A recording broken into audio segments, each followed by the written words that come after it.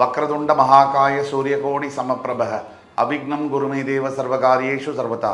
தென்னாட்டுடைய சிவனே போற்றி, என் நாட்டவர்க்கும் இறைவா போற்றி. அன்பர்களே, நண்பர்களே, இந்த புத்தம் புதிய காணொலியில் உங்கள் அத்துணை பேரையும் சந்திப்பதில் மிக்க மகிழ்ச்சி கொள்கிறேன்.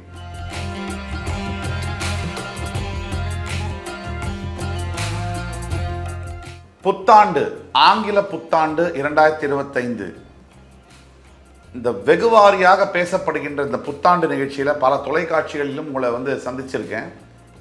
விஜய் டிவி வாயிலாக, ஜீ தமிழ், தமிழா வாயிலாக அத்துணை தொலைக்காட்சிகளிலும் உங்களை சந்தித்ததில் பெருமகிழ்ச்சி கொள்கிறேன். இன்றைக்கி நம்ம பேச போகிறது இந்த புத்தாண்டு பலன்கள் வரிசையில் 3 முக்கிய பயிற்சிகள் இருக்கக்கூடிய இந்த புத்தாண்டில் ரொம்ப மிகப்பெரிய ஒரு முக்கியமான ஒரு புத்தாண்டாக பார்க்கப்படுகிறது. ஆங்கில புத்தாண்டு வகையிலேயே இந்த ஆண்டு மிகப்பெரிய ஒரு கிரக மாற்றங்கள்லாம் இருக்குது. அதனால ஒவ்வொருவருடைய வாழ்க்கையில் கூட நிறைய மாற்றங்கள் எதிர்பார்க்கப்படுகிறது. சிலருக்கு பல முன்னேற்றங்களையும் வெகு சிலருக்கு சில தடுமாற்றங்களையும் கொடுக்கக்கூடிய இந்த ஆண்டு எல்லா ஆண்டை விட சில வித்தியாசங்களில் ரொம்ப யூனிக்காகவும் ரொம்ப தனித்த தன்மையுடனும் இந்த ஆண்டு விலகுகிறது என்றால் அது மிகையல்ல. கிட்டத்தட்ட 30 வருஷத்துக்கு பிறகு சனீஸ்வர பகவான் தன்னுடைய முழு சுழற்சியை முடிக்கிறார். அதாவது அந்த ஒரு சர்க்கிள் மாதிரி மேஷராசியில் கிட்டத்தட்ட 1995-96 ஆண்டு ஆரம்பித்த சனீஸ்வர பகவான் தன்னுடைய பயணத்தை 2025 ஆண்டு திருக்கணித பஞ்சாங்கப்படி மார்ச் 29 பயிரும் பொழுது மீனராசியை அடையும் பொழுது அவருடைய சுழற்சியை முடிக்கிறதுக்கான லாஸ்ட் ராசியாக அங்கே நுழைகிறார். அவ்வளவு முக்கியமான ஒரு பயிற்சிகள், குரு பயிற்சி, ராகு கேது பயிற்சி போன்ற பல பயிற்சிகள் இடம்பெறுகிறது. இதில் ராஜாதி ராஜயோகம் பெறும் 3 ராசிகள் என்ன சார்? இந்த வருஷம் நல்லா இருக்கு சார், இந்த வருஷத்தில் எந்தெந்த ராசிகளுக்கு ஃபர்ஸ்ட் கிளாஸாக இருக்கும் அந்த முதல்ல சொல்லுங்கள் சார். அந்த கேள்விக்கான பதில் இந்த வருஷம் 2025 ஆங்கில புத்தாண்டு வரிசையில் ராஜாதி ராஜயோகம் பெறும் ராசிகள் வரிசையில் முதல் ராசியாக வருவது ரிஷபராசி. ரிஷபராசிக்கு தற்சமயம் வரை 10ஆம் இடத்திலிருந்து வந்த சனி பகவான் 11ஆம் இடம் என்று சொல்லக்கூடிய மீனராசிக்கு பெயரும்போது லாபஸ்தானத்தில் வரக்கூடிய சனி பகவான், அதாவது ராசிக்கு 3, 6, 11 இந்த இடங்களில் சனீஸ்வர பகவான் சஞ்சரிக்கும் பொழுது ராஜயோகத்தை தவிர்க்காமல் தருகிறார். லாபஸ்தானம்னா என்ன? சோர்ஸ் ஆஃப் இன்கம், பணம் எங்கிருந்து வரும்? ஒரு மனிதனுடைய வாழ்க்கையில் எத்தனை பணம் சம்பாதிப்பார்? பணவரவை வச்சு தான் இன்றைக்கி வாழ்க்கை. பணம் இல்லைன்னா ஒரு மரியாதை இல்லை. பணம் நிறையா இருந்தால் நம்மளை தெரியறதில்ல, பணம் நம்மக்கிட்ட இல்லைன்னா யாருக்குமே நம்ம தெரியறதில்லை. அந்த வகையில் இந்த லாபஸ்தானத்தில் இருக்கக்கூடிய சனி பகவான், வரக்கூடிய சனி பகவானால் 3ஆம் பார்வையாக ரிஷபராசியை பார்ப்பார். மிகப்பெரிய யோகங்களை தருவார். ஏன்னா ரிஷபத்திற்கு சனி யோகாதிபதி, அதாவது பாக்யஸ்தானத்திற்கு அதிபதி. இப்படி பல யோகங்களை 30 வருஷத்துக்கு ஒரு தடவை இந்த 3, 6, 11 7 வருஷங்கள் மிகப்பெரிய யோகங்களை தரக்கூடிய வகையில் சனி பகவான் எந்த ராசிக்குமே வேலை செய்வார். இந்த 3ஆம் இடம் 6, 11 இந்த இடத்துல வரும்போது ரிஷபத்துக்கு ஆல்ரெடி அவர் யோகஸ்தானத்துக்கு அதிபதி. ரிஷபராசியை பொறுத்தவரை எது ஒன்றும் நடக்கணும், ஒரு காரியம் வெற்றி அடையணும், நீங்கள் எடுக்கக்கூடிய முயற்சிகள் ஜெயிக்கணும், நீங்கள் எடுக்கக்கூடிய டிசிஷன்ஸு சரியாக வரணும் அப்படின்னா அதுக்கு சனியுடைய துணை இல்லாமல் உங்கள் வாழ்க்கையில் முடியாது. அப்போ சனி பகவான் ஏழை மக்களை குறிப்பவர், எளியோரை குறிப்பவர், எளிய வாழ்க்கை முறையை குறிப்பவர். ரொம்ப ஹம்பிள்னஸ் சனி உங்கள் வாழ்க்கையில் இருந்தால் தான் ஹம்பிள்னஸ்ங்கிறது வரும். சனி ஒருவருடைய பார்வை ஏற்பட்டால் தான் மனசில் தன்னடக்கம் என்பது ஏற்படும். சனி ஒருவருடைய மனசில் வந்தால் தான் சில ஆன்மீக சிந்தனைகள் வரும். இப்படியாக சனி பகவான் ரிஷபராசிக்கு ராஜயோகத்தை கொடுப்பார். ராஜயோகம்னா என்னென்ன நடக்கும்? ரிஷபராசியை பொறுத்தவரை பல ராஜயோகங்கள் வரும். முதல்ல வரக்கூடிய ராஜயோகம் என்ன அப்படின்னு பார்த்தீங்கன்னா, இது நாள் வரை தொழில் ஸ்தானத்தில், தொழிலில் ஏற்படக்கூடிய சண்டைகள், சச்சரவுகள், தொழிலில் இருக்கக்கூடிய ஒரு அதிருப்தியற்ற தன்மை, தொழிலில் வந்து தேக்க நிலை, இதெல்லாம் உடஞ்சு போகும். எந்த ஒரு புதிய தொழிலை முன்னிறுத்தி நீங்கள் நடத்தினாலும் அந்த தொழிலில் பெரிய லாபம் வரக்கூடிய விஷயங்கள் நடக்கும். அதாவது லாபம்னா, இப்போ நீங்கள் செய்யக்கூடிய 10ஆம் இடம் என்பது தொழில் ஸ்தானம். அதற்கு அதிபதியான சனி பகவான் 11ஆம் இடத்தில் சஞ்சாரம் செய்யும் பொழுது உங்களுக்கு எந்த தொழில் சம்பந்தப்பட்ட விஷயங்களும், உங்களுடைய கர்மம், அதாவது நீங்கள் செய்ய வேண்டிய வேலைகள், டாஸ்க், செயல்கள் சம்பந்தப்பட்ட விஷயங்களும் சாதகமாக வரும்.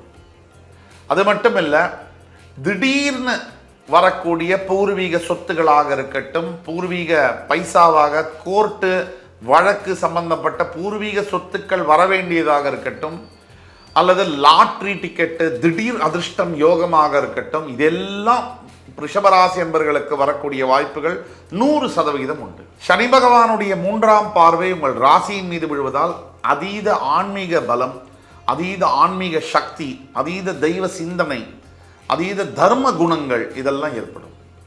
மற்றவர்கள் மேலே கரிசனம் ஏற்படும். சிம்பத்தைஸ் பண்ணுறது, இறக்கப்படுவது போன்ற குணாதிசயங்கள் வரும். தர்ம காரியங்கள் நோக்கி உங்கள் மனம் பயணப்படும். தர்மத்தை செய்யணும், தர்மம் செய்ய வேண்டும் என்ற எண்ணம் உருவாகும். அவருடைய 7ஆம் பார்வையாக உங்களுடைய 5ஆம் இடம் என்று சொல்லக்கூடிய கன்னிராசியில் பார்வை விழுவதனால் தடங்கல்களாக இருந்த காரியங்கள் நிறைவேறும்.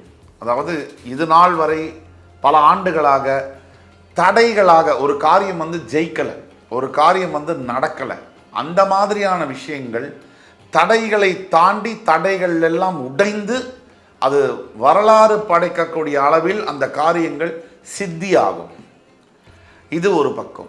அவருடைய 10ஆம் பார்வையானது உங்களுடைய அஷ்டமஸ்தானத்தின் மீது படுவதனால் இது நாள் வரை நினைத்து பார்க்க முடியாத யோகங்கள் கிடைக்கும். திடீர் அதிர்ஷ்டங்கள், திடீர் வீடு, மனை, வாகனம், திடீர் வெளிநாட்டு சம்பந்தப்பட்ட வேலை வாய்ப்புகள், யோகங்கள், திடீரென்று பலதரப்பட்ட பிஸ்னஸ் டெவலப்மெண்ட்டு, வியாபாரத்தில் வந்து திடீர்னு பார்த்தீங்கன்னா ஒரு மிகப்பெரிய வளர்ச்சி, எதிர்பாராத யோகங்கள்னு சொல்லுவோம்.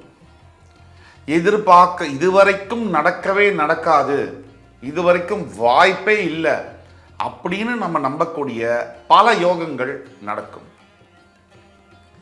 இந்த சோஷியல் மீடியாவை பொறுத்த வரைக்கும் ஹேட்டர்ஸ், அதாவது எப்பவுமே வெறுப்பாளர்கள், எதையுமே தப்பாகவே பேசக்கூடிய, நெகட்டிவாக பேசக்கூடிய கண்ணோட்டம் உடையவர்கள் எல்லா இடத்துலையும் இருப்பாங்க. சோஷியல் மீடியாவில் எஸ்பெஷலி நிறையா இருப்பாங்க.